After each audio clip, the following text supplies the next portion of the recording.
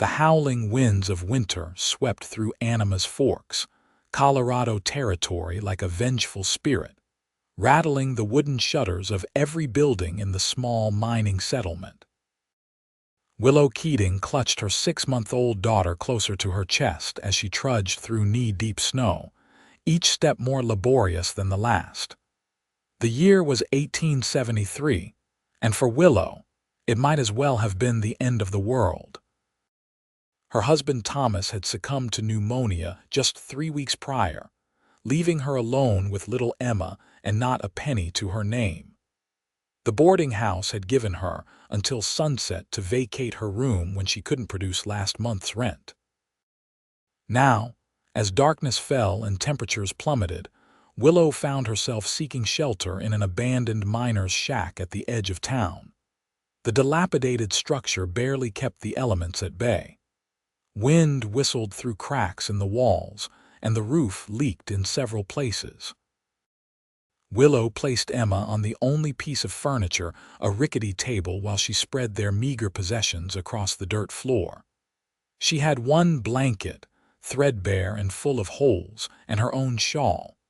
It wasn't enough, not nearly enough for the bitter Colorado winter.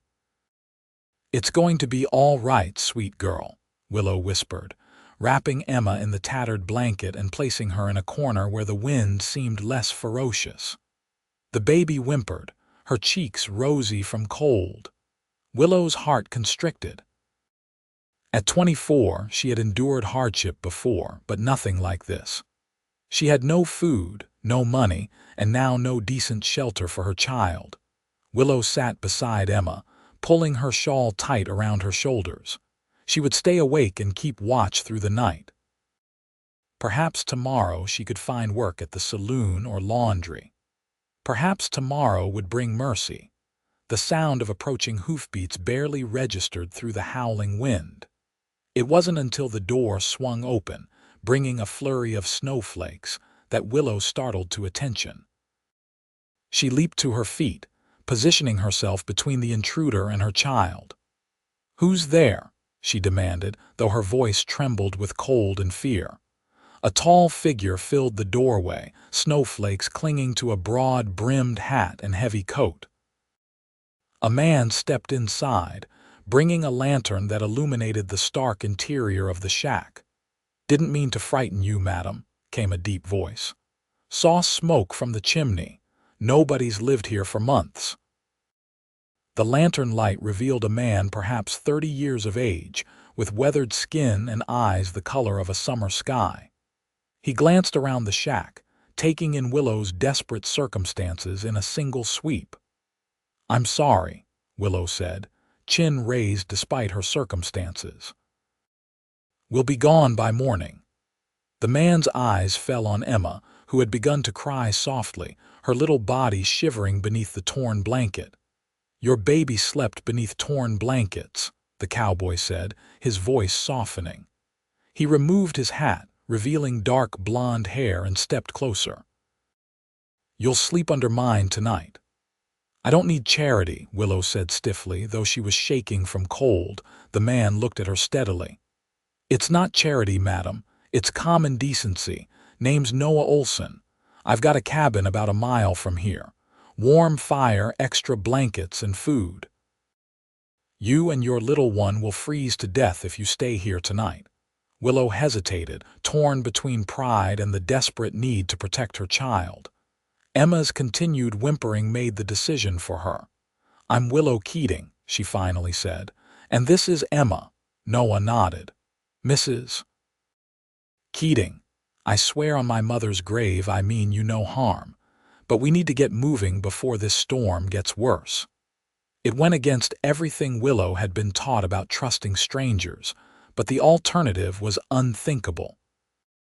She gathered Emma in her arms and wrapped her own shawl around the baby for extra protection. Noah helped collect her few belongings, then led her outside to where his horse waited, a sturdy buckskin gelding that snorted impatiently in the cold. He mounted first, then reached down for Emma, settling the baby securely against his chest before helping Willow up behind him. "Hold on tight," he instructed.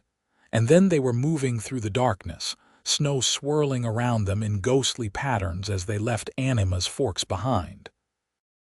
The ride seemed endless, with Willow clinging to Noah's back, her arms wrapped around his solid torso, her face pressed against his coat to shield it from the stinging snow. Emma, miraculously, had fallen asleep against the warmth of the cowboy's chest. When they finally approached a small cabin nestled among pine trees, Willow nearly wept with relief. Light spilled from the windows, promising warmth within. Noah dismounted first, cradling Emma carefully, then helped Willow down. Her legs nearly buckled beneath her, numb from cold and the long ride. The cabin interior was simple but neat: a main room with a roaring fire in the stone hearth, a small kitchen area, and 2 doors that presumably led to bedrooms. The warmth enveloped Willow like an embrace, and she couldn't stop the tears that sprang to her eyes. "Let me take your coat," Noah said, handing Emma back to her. "There's stew on the stove. You need to warm up and eat." Willow sank into a chair by the fire, cradling Emma close. The baby's eyes fluttered open and she cooed softly, her little hands reaching for her mother's face. "She's beautiful," Noah commented, placing a bowl of fragrant stew before Willow. "How old?" "6 months," Willow replied, shifting Emma to one arm so she could eat. The first spoonful of stew nearly made her moan with pleasure, rich with beef and vegetables. It was the first proper meal she'd had in days. Noah watched them for a moment, then said, "You can take the bedroom on the right. I'll sleep out here by the fire." Willow looked up sharply. "I can't take your bed," Noah smiled slightly. "Yes, you can, and you will." His tone was gentle but firm. "There are clean linens in the trunk at the foot of the bed. I'll bring in some water so you can wash up." After they had eaten, Noah showed them to the bedroom, small but comfortable, with a solid wooden bed covered in thick quilts. He brought a basin of warm water and left them alone, closing the door behind him. Willow bathed Emma first, then herself, before dressing in her only clean nightgown. The bed, when she finally lay down with Emma beside her, felt like heaven after weeks of hardship. Despite her intention to remain vigilant, exhaustion claimed her almost immediately. She woke to sunlight streaming through a small window and the smell of coffee brewing. Emma still slept peacefully beside her. For a moment, Willow simply lay there, savoring the warmth and safety that had seemed so elusive just hours before. When she emerged from the bedroom, Emma in her arms, she found Noah at the stove, cooking eggs and bacon. He turned at her approach, a gentle smile lighting his face. "Good morning," he said. "Hope you slept well." "Better than I have in months," Willow admitted. "Thank you, Mr. Olsen." "Noah, please," he replied, dishing up breakfast for them both. "And you're welcome, Mrs. Keating." "Willow," she countered, settling at the table with Emma on her lap. I don't know how to repay your kindness." Noah shook his head. "No repayment needed. I couldn't leave you out there in that storm." He hesitated, then added, "If you don't mind me asking, what brought you to such circumstances?" Willow's throat tightened. She'd been avoiding speaking about her situation, as if silence could make it less real. But something about Noah's straightforward kindness made her want to unburden herself. "My husband Thomas died 3 weeks ago. Pneumonia. We'd come west from Pennsylvania last spring with dreams of making our fortune in the silver mines." She stroked Emma's downy head. "We weren't rich, but we were getting by. Then Thomas fell ill, and within a week he was gone." Noah's expression was one of genuine sympathy. "I'm sorry for your loss. The boarding house where we lived gave me until yesterday to pay or leave. I had nowhere else to go." Willow looked down at her plate, embarrassed by her admission of destitution. "You have family back east?" Noah asked. Willow shook her head. "My parents died years ago. Thomas was all I had." Noah seemed to consider something for a moment. "I've been looking for someone to help around the place," he said casually. "Cooking, cleaning, that sort of thing. The cabin's small, but there's room enough for you and Emma. If you're interested." Willow stared at him, searching for hidden motives in his clear blue eyes. "Why would you offer that to a complete stranger?"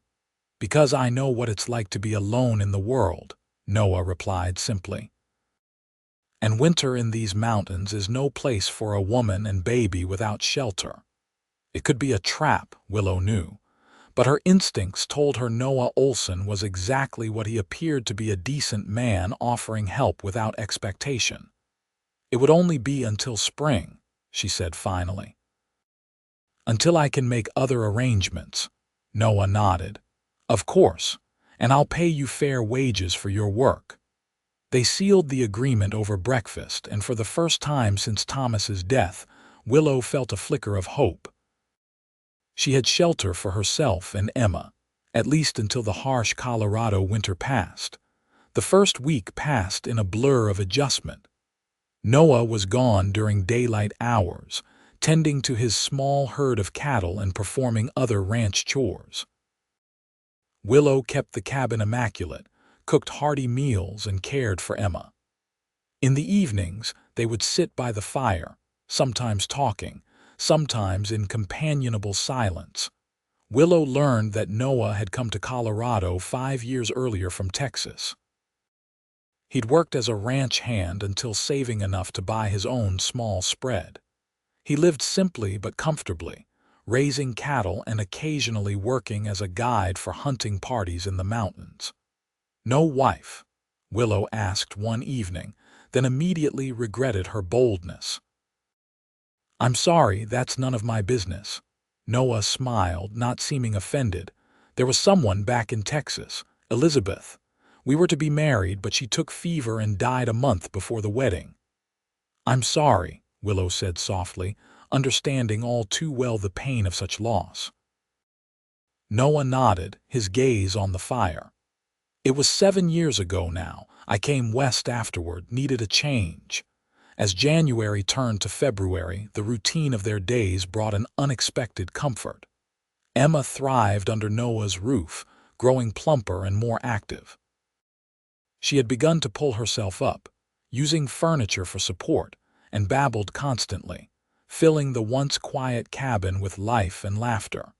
Noah, to Willow's surprise, had a natural way with the baby. He carved wooden toys for her and spent evenings making her giggle with silly faces. Sometimes, watching them together, Willow felt a pang of something she couldn't quite name, not quite sadness, not quite joy, but something in between. One evening in mid-February, a blizzard howled outside the cabin, the worst of the season. Willow had just put Emma to bed and joined Noah by the fire when a loud crack followed by a crash made them both jump to their feet. "Stay here," Noah ordered, grabbing his rifle and moving toward the door. Ignoring his instruction, Willow followed close behind. Outside, they found that a massive pine had fallen across the corral, crushing part of the fence and narrowly missing the small stable where Noah kept his horse and 2 milk cows.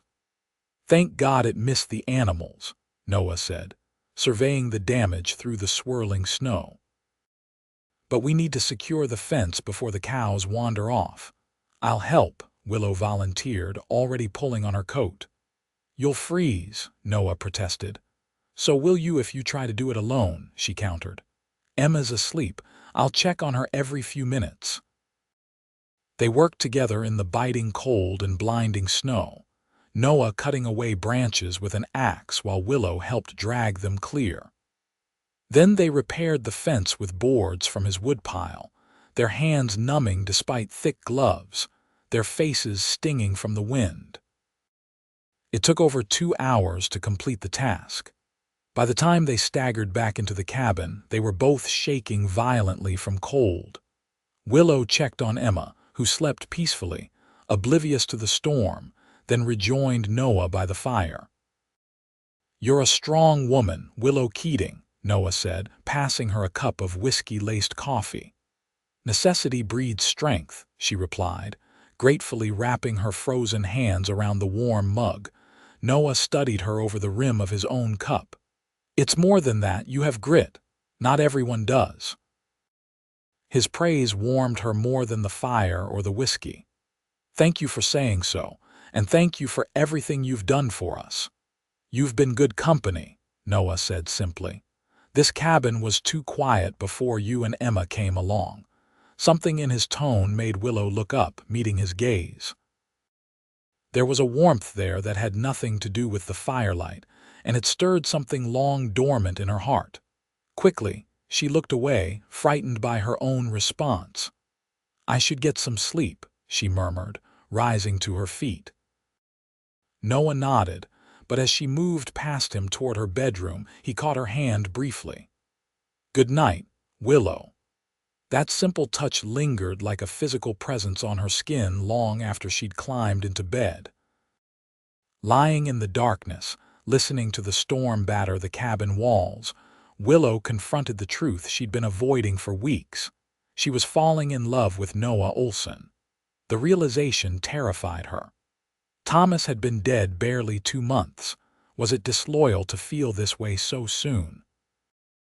And even if it wasn't, what future could there be with Noah?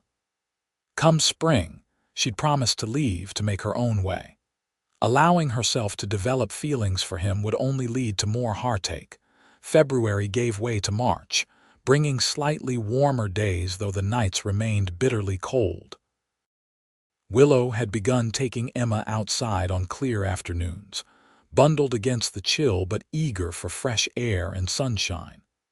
One such afternoon, they sat on a bench Noah had built outside the cabin, watching him work with a young horse in the corral. The animal was skittish, prone to bolting, but Noah handled it with patient firmness, speaking in low, soothing tones. "Your papa was gentle like that," Willow told Emma, who babbled happily in response. "But I think he would approve of Noah. He'd be glad we found someone kind." The horse suddenly reared, its hooves flailing dangerously close to Noah's head. Willow gasped, instinctively clutching Emma tighter. But Noah simply stepped aside, maintaining his hold on the lead rope, his voice never changing from its calm cadence. Gradually, the horse settled, blowing nervously through flared nostrils but no longer fighting. "He's good with wild things," came a voice behind her. Willow turned to find an older man approaching on horseback. He dismounted with the ease of someone who'd spent a lifetime in the saddle, though his hair was silver and his face deeply lined. "Sam Turner," the man introduced himself, tipping his hat. "I ranch the next property over. Noah helps me out sometimes, and I return the favor." "Willow Keating," she replied. "And this is my daughter, Emma." Sam's eyes crinkled with a smile. "Pleased to meet you both. Noah mentioned he had company for the winter." His gaze was curious but not unkind. Noah, having spotted his visitor, secured the horse in the corral and joined them, greeting Sam with a friendly clap on the shoulder. "Sam's come to invite us to a social," Noah explained after they'd exchanged pleasantries. "The folks in Silverton are having a spring dance next Saturday." "Everyone within 20 miles will be there," Sam added. "Good food, music, chance to shake off the winter doldrums." Willow hesitated. She hadn't been around other people in months, and the prospect was both appealing and intimidating. "You should go," she told Noah. "I can stay with Emma." "Nonsense," Sam interjected. "Plenty of young ones will be there. My daughter can mind your little one for a spell so you can enjoy yourself." Noah looked at Willow, a question in his eyes. "Would you like to go?" The idea of an evening of music and companionship was tempting. And perhaps it would do her good to remember there was a world beyond the 4 walls of the cabin. "Yes," she said finally. "I would like that." After Sam departed, Willow was seized with a new worry. "I have nothing suitable to wear to a dance." Noah considered this problem. I could ride into Silverton tomorrow, see if the mercantile has anything. I couldn't ask you to do that, Willow protested. You didn't ask, Noah pointed out with a smile. I offered. The next day, Noah returned from town with a package wrapped in brown paper. Inside, Willow found a dress of deep green wool, simple but well made with a lace collar and cuffs. It was the first new garment she'd had in over a year. Noah, it's too much, she began, but he shook his head. Consider it payment for all the fine meals and clean shirts, he said. Besides, every lady deserves a pretty dress now and then. Willow couldn't stop herself from holding the dress against her body, imagining how it would look. Thank you, she said softly. It's beautiful. The night of the dance arrived clear and cold, with stars scattered like diamonds across the velvet sky. They traveled to Silverton in Noah's wagon, Emma bundled between them. Willow wore the green dress, her hair arranged in a simple but elegant knot at the nape of her neck. Noah, in a clean shirt and his best coat, looked so handsome it made her heart skip. The town hall had been transformed with lanterns and early spring flowers. A fiddle player and a man with a banjo provided lively music, while tables groaned under the weight of food brought by the attendees.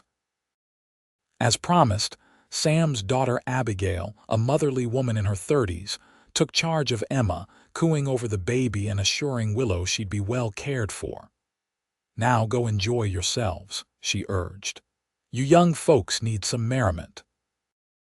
The room was crowded with ranchers, miners, and townspeople, all eager for social interaction after the long, isolating winter. Noah introduced Willow to numerous neighbors, all of whom welcomed her warmly, though she noticed curious glances exchanged. Clearly, they wondered about her relationship with Noah, but were too polite to ask directly. Would you care to dance? Noah asked after they'd made the rounds. Willow hesitated. I haven't danced since before Emma was born. I'm not much of a dancer myself, Noah admitted. But I reckon we can manage to step on each other's toes just fine. His self-deprecating humor made her laugh, and she allowed him to lead her onto the floor.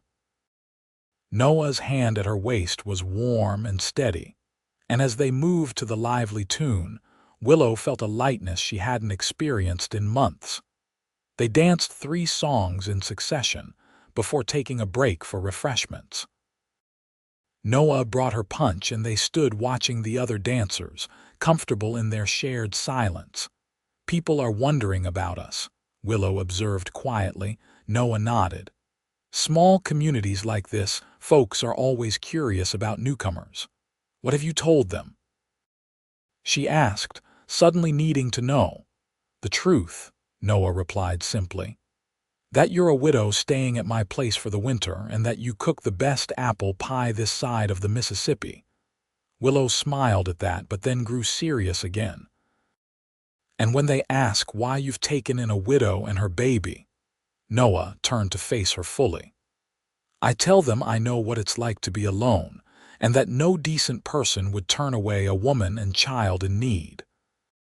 Before Willow could respond, they were interrupted by Sam Turner, who clapped Noah on the shoulder. Been meaning to ask you, Noah, Sam said. There's talk of rustlers hitting ranches north of here. You seen any signs of trouble? Noah shook his head. Nothing so far, but I'll keep my eyes open. As the men continued their conversation, Willow excused herself to check on Emma. She found the baby contentedly playing with a wooden spoon in Abigail's capable hands. She's an angel, Abigail assured her. Hasn't fussed once. Thank you for watching her, Willow said, sitting down beside the older woman. It's been nice to have an evening out. Abigail smiled knowingly. Noah Olsen is a good man, best neighbor a person could ask for. He's been very kind to us, Willow agreed, careful to keep her tone neutral. Abigail wasn't fooled. Kindness is one thing. The way he looks at you is another matter entirely. Willow felt heat rise to her cheeks. I'm not sure what you mean. I think you do, Abigail said gently, and I think perhaps you look at him the same way. Before Willow could formulate a response, Noah appeared beside them.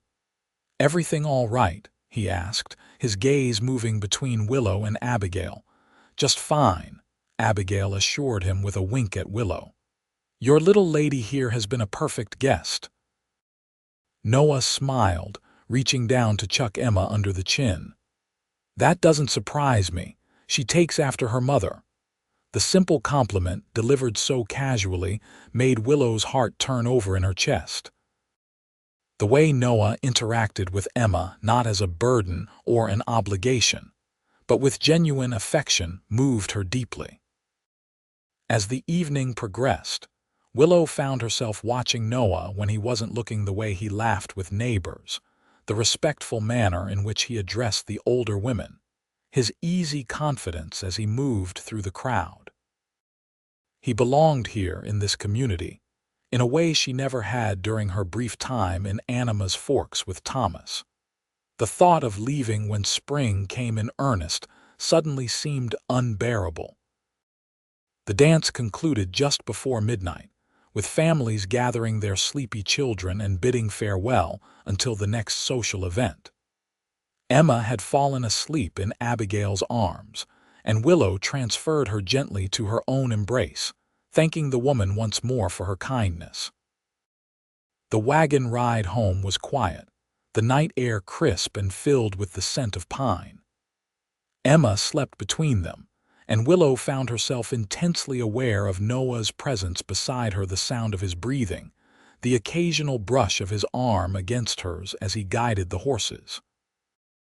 "Did you enjoy yourself?" Noah asked, breaking the silence. "Very much," Willow replied honestly. "Everyone was so welcoming." "Good people around here," Noah agreed. "Makes the isolation worthwhile." When they reached the cabin, Noah insisted on carrying the sleeping Emma inside while Willow gathered their things. He placed the baby gently in her bed, then returned to the main room where Willow stood warming herself by the fire. "Thank you for taking us tonight," she said, turning to face him. It was wonderful to feel normal again, part of something. Noah moved closer, his expression serious in the firelight. "You are part of something, Willow. You and Emma both." The implication hung in the air between them, unspoken but unmistakable. Willow's heart pounded so loudly she was sure he must hear it. "Noah," she began, uncertain what she wanted to say, only knowing she needed to say something. He took another step toward her, close enough now that she could feel the warmth radiating from his body. "I know you plan to leave come spring," he said quietly, "and I'll help you do that if it's truly what you want, but I want you to know that you have a place here with me if you choose it." Willow's breath caught in her throat. "What are you saying?" "I'm saying that these past months with you and Emma have been the happiest I've known in years," Noah replied, his voice steady despite the vulnerability in his eyes. "I'm saying that I've come to care for you both, more than I thought possible." Tears welled in Willow's eyes. "It's too soon," she whispered. "Thomas has been gone barely 3 months." "I know," Noah acknowledged, "and I'm not asking for promises. I'm just asking you to consider staying to give us time to see what might grow between us." A tear slipped down Willow's cheek. "I'm afraid," she admitted. Afraid of depending on someone again, of losing someone again. Noah reached out slowly, giving her time to pull away if she wished, and brushed the tear from her face. "Living means risking loss," he said gently, "but it also means finding joy. I think we could find joy together, Willow." She closed her eyes, leaning slightly into his touch. "I've felt it too," she confessed, "this connection between us. But I worry it's born of circumstance. I need your kindness."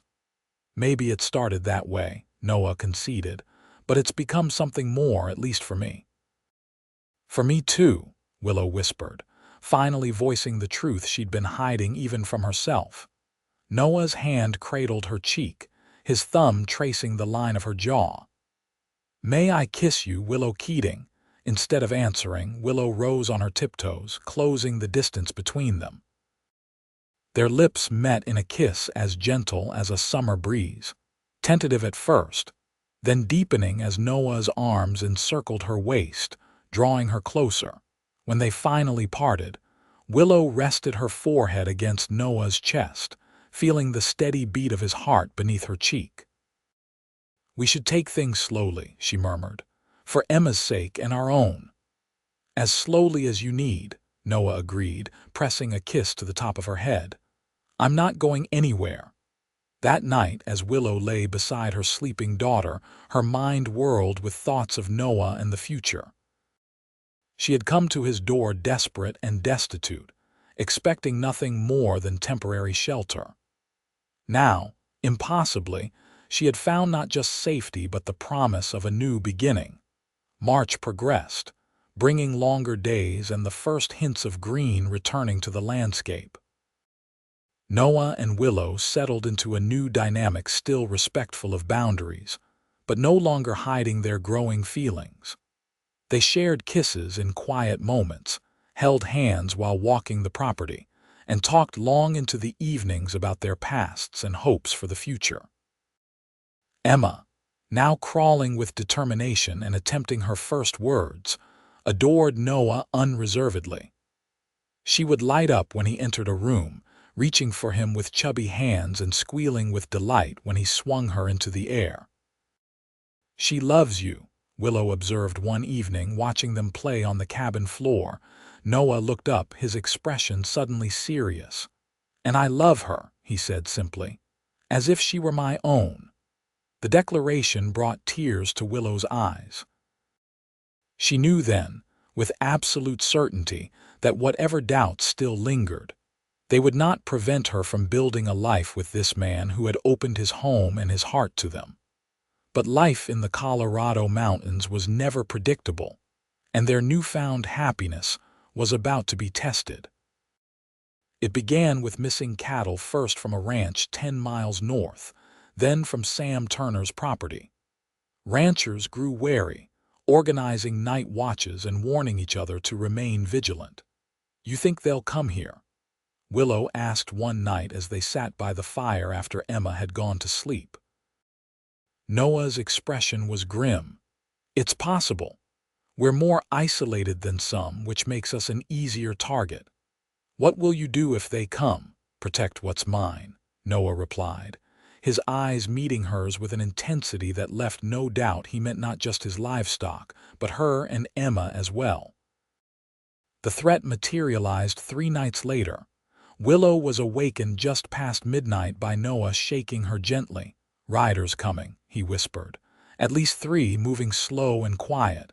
Fear clutched at Willow's heart. "Rustlers?" Noah nodded, already moving toward the door where his rifle stood ready. "Take Emma and go to the root cellar. Bolt the door from inside. Don't come out until I call for you." "Noah, please, Willow," he cut her off, his expression leaving no room for argument. "I can't focus on stopping them if I'm worried about you and Emma." Reluctantly, Willow gathered the still sleeping Emma, wrapping her in a blanket before following Noah to the small trapdoor in the kitchen floor. The root cellar below was cool and dark, stocked with preserved foods and supplies. "Be careful," she pleaded as Noah helped her down the wooden steps. He leaned down, pressing a swift, hard kiss to her lips. "I will. Now lock this behind me." Willow did as instructed, securing the heavy bolt on the underside of the trapdoor. Emma stirred but didn't wake, nestling against her mother in the darkness. Willow sat on a wooden crate, straining to hear what was happening above. At first, there was nothing but silence. Then came the distant sound of voices, men calling to each other, the creak of saddle leather, hoofbeats circling the cabin. A shout rang out Noah's voice, though she couldn't make out the words. Then gunfire erupted, the sound deafening even through the floor of the cabin. Emma woke with a start, beginning to cry in confusion and fear. Willow clutched her close, murmuring reassurances she didn't feel, her entire body tense as she listened to the chaos above. More shouts, more gunfire. Something heavy crashed to the floor directly overhead, making Willow jump.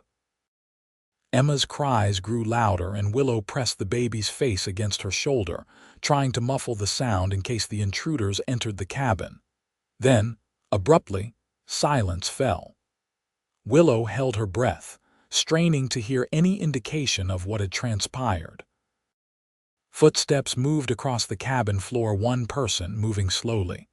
Friend or foe, she couldn't tell. Willow, Noah's voice strained but unmistakable. It's safe now. Relief flooded through her, so intense she felt momentarily dizzy.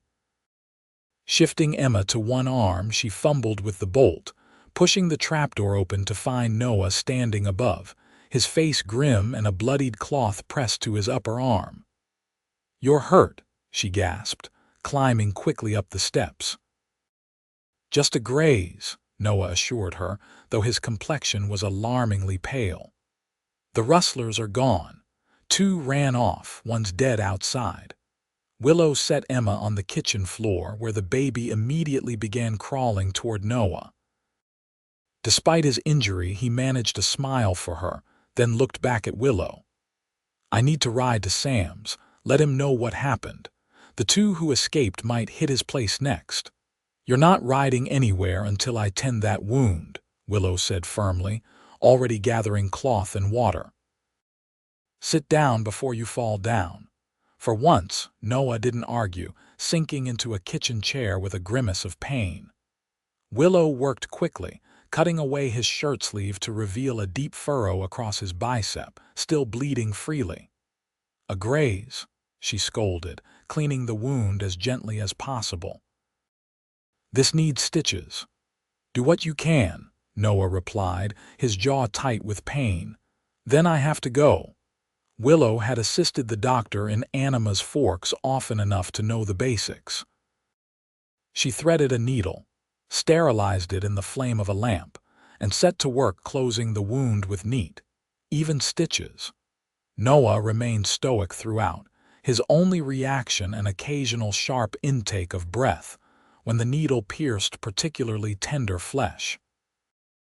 Emma, sensing the gravity of the situation, sat quietly at his feet, occasionally patting his leg as if to comfort him. When Willow had finished bandaging the wound, Noah stood, swaying slightly before steadying himself on the table edge. "You can't ride," Willow protested. "You've lost too much blood." "I have to warn Sam," Noah insisted. "Those men were professionals. They won't stop because of one setback." Willow knew arguing would be futile. Instead, she helped him into a clean shirt and his coat, then wrapped a scarf around his neck against the night chill. "1 hour," she said firmly. "If you're not back in 1 hour, I'm coming after you." Noah cupped her face in his hands. "I'll be back," he promised. "Lock the door behind me and keep the rifle handy just in case." After he'd gone, Willow paced the cabin anxiously, the rifle never far from reach. Emma finally asleep again in her bed. The minutes crawled by with excruciating slowness. When an hour had passed with no sign of Noah, Willow began preparing to follow him, her mind racing with terrible possibilities. She had just wrapped Emma in warm blankets, preparing to carry her through the night to Sam Turner's ranch, when hoofbeats approached the cabin. Grabbing the rifle, Willow positioned herself by the window, peering cautiously into the darkness. Relief washed over her as she recognized Noah's familiar silhouette, accompanied by Sam Turner and 2 other men. She flung open the door, restraining herself from rushing to Noah only by the presence of the others. "Rustlers hit the Mitchell place after they left here," Noah explained as the men dismounted. "We're organizing a posse to track them at first light." "Noah needs rest first," Sam interjected, giving Willow a significant look. "Man can barely stay in the saddle." "I'm fine," Noah protested, though he winced as he dismounted, his movements stiff and pained. "You're not," Willow countered, moving to his side. And you're no use to anyone if you collapse from blood loss." The other men nodded in agreement, and Noah reluctantly conceded. They would rest for a few hours, then set out at dawn to track the rustlers into the mountains. After the others had settled in the barn with blankets and coffee, Willow helped Noah into the cabin. His face was drawn with pain and fatigue, and he allowed her to ease him into a chair without protest. "Let me check your bandage," she said, gently removing his coat. Blood had seeped through the white cloth, staining it crimson. "It opened up again during the ride," Noah admitted as she unwrapped the soiled bandage. "Guess it was more than a graze after all." "You could have bled to death," Willow scolded, though her hands remained gentle as she cleaned and rebandaged the wound. "What would Emma and I have done then?" Noah caught her hand, pressing it against his chest where his heart beat steady and strong. "I'm not going anywhere, Willow. Not when I've finally found something worth staying for." The simple declaration brought tears to her eyes. "Promise me you'll be careful tomorrow," she whispered. "I can't lose you too, Noah, I just can't." "You won't," he assured her, drawing her down for a tender kiss. "I have too much to live for." Morning came too quickly, gray light seeping through the cabin windows as the men prepared to depart. Willow had risen early to cook a hearty breakfast, knowing they faced a long day of hard riding. Noah seemed stronger after a few hours' rest, though his movements were still careful, favoring his injured arm. He ate heartily, praising Willow's cooking to the other men, who agreed enthusiastically. As they prepared to leave, Willow stood on the porch, Emma in her arms, trying to appear braver than she felt. The men mounted up, checking their weapons and supplies one final time. Noah approached her last, his expression softening as he looked at her and Emma. "We'll be back by nightfall," he promised, leaning down from the saddle to kiss first Emma's forehead, then Willow's lips. "Keep the door bolted." "Be safe," Willow replied, fighting back tears. "All of you." She watched them ride away, 5 figures growing smaller against the dawning sky until they disappeared into the tree line. Only then did she allow herself to cry quick, fierce tears that Emma tried to wipe away with pudgy fingers. "It's all right, little one," Willow assured her daughter, gathering her composure. "We're going to be brave for Noah, aren't we?" The day passed with agonizing slowness. Willow kept herself busy with chores, tending the animals, cleaning the cabin, preparing food for the men's return. Emma seemed to sense her mother's anxiety, remaining unusually subdued, content to play quietly nearby rather than explore as she typically did. As afternoon faded into evening with no sign of the posse's return, Willow's worry intensified. She lit lamps in every window, hoping to guide them home in the darkness, and kept the fire well stoked against the night's chill. When the distant sound of hoofbeats finally reached her ears, Willow rushed to the door, Emma on her hip. Relief flooded through her as she counted 5 riders approaching. All had returned safely. But as they drew closer, she realized something was wrong. Noah was slumped forward in his saddle, supported by Sam Turner riding alongside him. Heart in her throat, Willow ran to meet them, heedless of the cold ground beneath her stockinged feet. "What happened?" she demanded as Sam helped ease Noah from his horse. "Ambush in the canyon," Sam explained grimly. "Noah took a bullet protecting young Mitchell here. Doc's been sent for, but he's losing blood fast." Noah was conscious but barely, his face ashen in the lantern light. "Willow," he murmured as the men carried him into the cabin. "Emma." "We're here," Willow assured him, following close behind. "We're both fine." They laid Noah on his bed, and Willow immediately set to work cutting away his blood-soaked clothing. The bullet had entered his side, lodging somewhere inside far beyond her ability to treat. "How long until the doctor arrives?" she asked, pressing clean cloths to the wound to slow the bleeding. 2 hours at least, Sam replied, his weathered face grave. Maybe longer if the weather turns. Willow nodded, forcing herself to remain calm. I need hot water, clean cloths, and whiskey, and someone needs to watch Emma. The men moved quickly to comply, grateful for clear direction. Sam's son-in-law, a gentle giant named Frank, took charge of Emma, sitting with her by the fire and distracting her with simple games while the others assisted Willow. For the next hour, Willow worked tirelessly to keep Noah stable. She cleaned the wound as best she could, administered whiskey for both pain and disinfectant, and monitored his breathing and pulse. Noah drifted in and out of consciousness, sometimes recognizing her, sometimes lost in feverish delirium. During one lucid moment, he caught her hand, his grip surprisingly strong. "If I don't make it," he began. "Don't," Willow cut him off fiercely. "Don't you dare say that. Listen to me," Noah insisted, his blue eyes fever-bright but determined.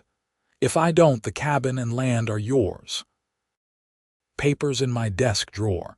Everything I have is yours and Emma's now." Tears streamed down Willow's face. "I don't want your property," she whispered. "I want you. We need you, Noah." A ghost of a smile touched his pale lips. "I need you too, more than I ever thought possible." His voice weakened, his eyes beginning to close again. "Love you, Willow. You and Emma both." "Noah," Willow clutched his hand tighter. "Noah, stay with me. I love you too. Please stay with me." But he had slipped back into unconsciousness, his breathing shallow and labored. The doctor finally arrived just before midnight, a grizzled older man named Harper who had served as an army surgeon during the war. He assessed Noah's condition with practiced efficiency, then turned to Willow. "I need to remove the bullet," he explained. "It's going to be messy, and I'll need your help."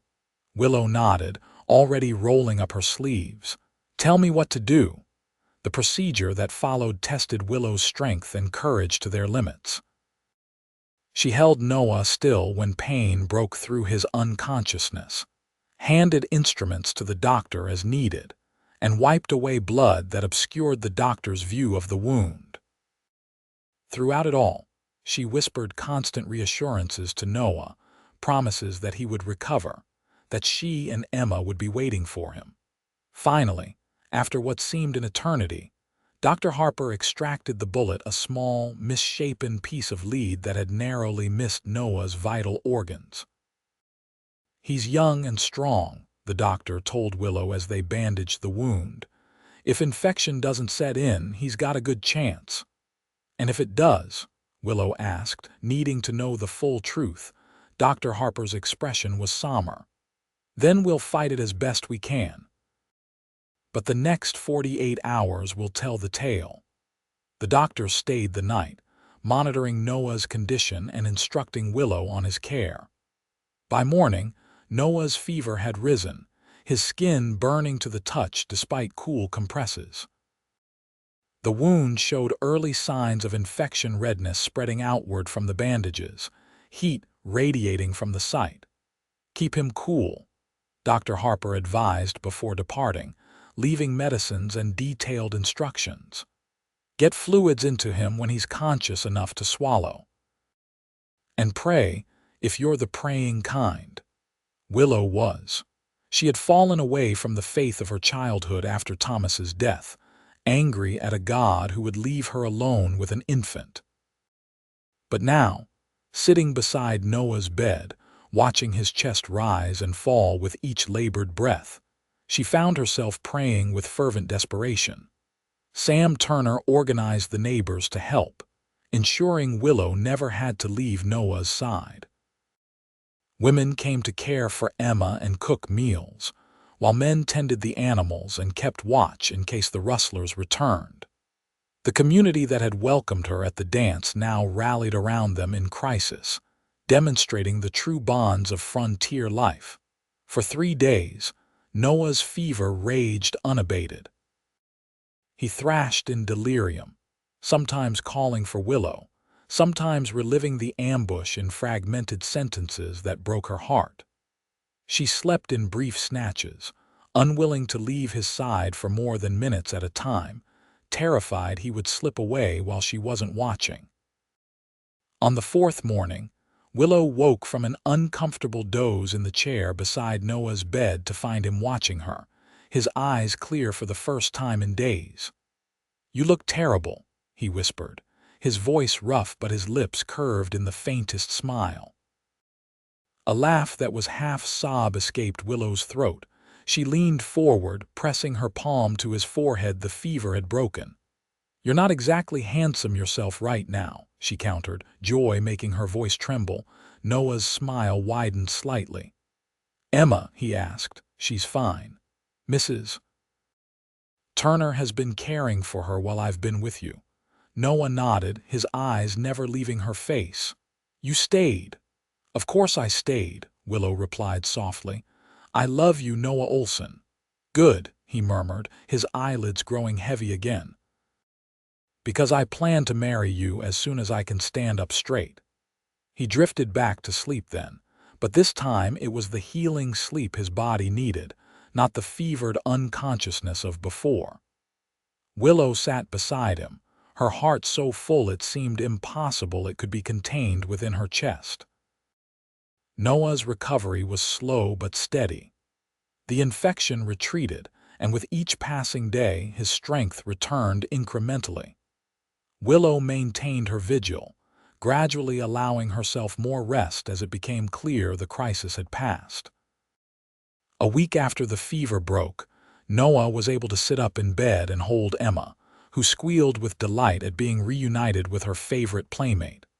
Watching them together, Willow felt a sense of rightness, of family, that she had feared lost forever after Thomas's death. "You meant it, didn't you?" she asked that evening after Emma had been put to bed. "About marrying me?" Noah, propped up against pillows but looking more like himself than he had in days, reached for her hand. "I've never meant anything more," he replied. "If you'll have me." "I will," Willow said without hesitation. "But there's something you should know first." She had been considering this conversation since Noah's fever broke, knowing he deserved complete honesty before they committed their lives to each other. "I'm listening," Noah said, his expression serious. "When Thomas died, I was angry. At him for leaving us, at God for taking him, at myself for not somehow preventing it." Willow took a deep breath. "I came here with nothing but grief and bitterness. I didn't believe I would ever feel joy again, let alone love." Noah squeezed her hand encouragingly but remained silent, allowing her to continue. "You changed that, Noah, not just by giving us shelter but by showing me that life continues, that hearts can heal and open again." Tears welled in her eyes. "I will always love Thomas. He gave me Emma, and our time together was good. But what I feel for you is different, deeper, stronger somehow. And I need you to know that I'm choosing you with my whole heart." Noah raised her hand to his lips, pressing a kiss to her knuckles. "I would never ask you to forget Thomas," he said. "He'll always be Emma's father, always be part of your past, but I hope to be your future, Willow. Yours and Emma's both." 2 weeks later, on a clear April morning with wildflowers beginning to carpet the meadows, Willow Keating became Willow Olsen in a simple ceremony performed by the circuit preacher in Sam Turner's front parlor. Emma, dressed in a new white dress sewn by the women of the community, sat contentedly in Abigail's lap during the brief service, occasionally babbling commentary that made the assembled neighbors smile.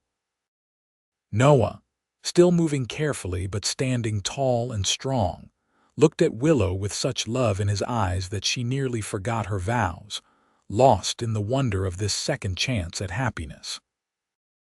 "I now pronounce you husband and wife," the preacher declared, and Noah pulled her into a tender kiss that promised a lifetime of love and protection. The celebration that followed was jubilant music and dancing, feasting and laughter that continued well into the evening. As twilight fell, Noah found Willow on the porch, Emma sleeping against her shoulder. "Ready to go home, Mrs. Olsen?" he asked, his arms sliding around her waist. Home. The word held new meaning now, not just a place of shelter, but the foundation of their future together. "Yes," Willow replied, leaning into his embrace. "I'm ready." The cabin that had once seemed temporary now welcomed them as a family. Noah had worked with the neighbors during his convalescence to prepare a surprise, a beautiful carved cradle for Emma and a proper wedding bed for himself and Willow. That night, after Emma was settled in her new cradle, Noah and Willow came together as husband and wife, their passion tempered by his still healing wound but no less profound for its gentleness.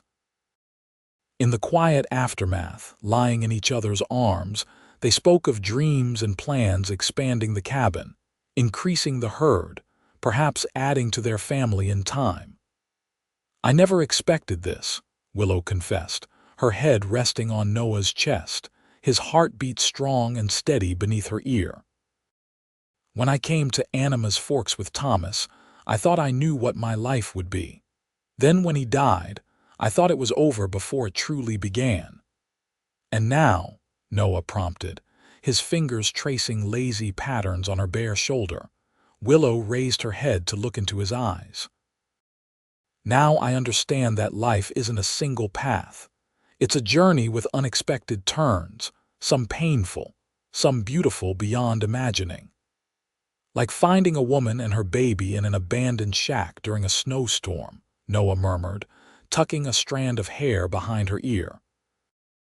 "Like a cowboy who said, 'You'll sleep under mine tonight,'" Willow replied, remembering those first words that had changed everything. The years that followed brought challenges, as frontier life always did, but also immeasurable joy.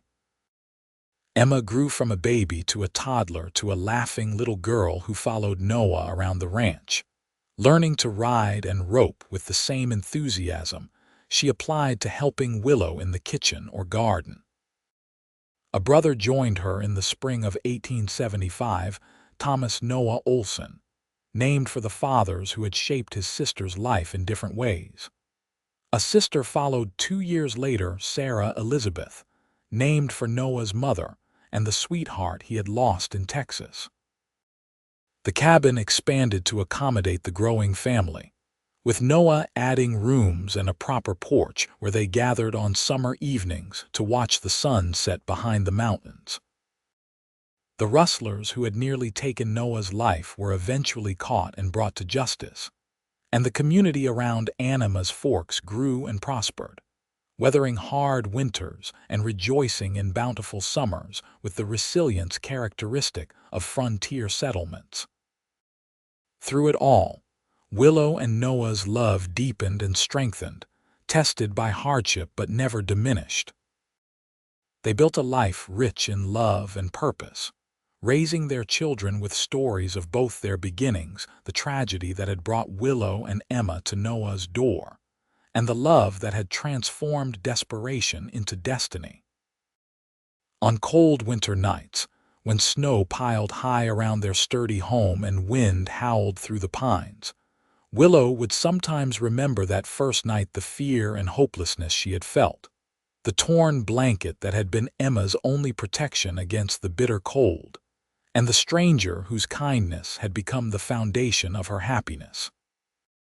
And always, Noah would seem to know when these memories surfaced, pulling her close with the same gentle strength he had shown that night, whispering, "You're home now. You'll always have a place under my blanket."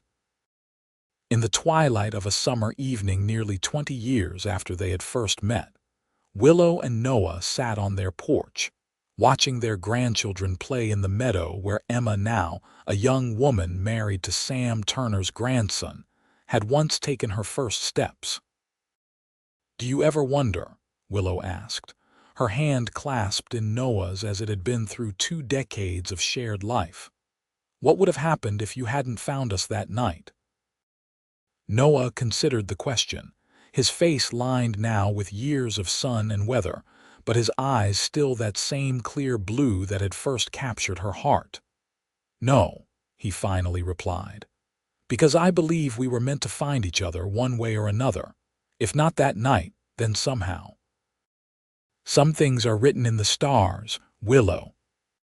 She leaned her head against his shoulder, content in the knowledge that of all the unexpected turns her life had taken, finding shelter with Noah Olsen had been the most miraculous a journey from torn blankets to a love that had built not just a home, but a legacy of strength, compassion, and abiding love that would endure long after they were gone. "I'm glad it was you," she murmured, "that night and every night since." Noah pressed a kiss to her temple, his arm tightening around her shoulders. "So am I, my love, so am I."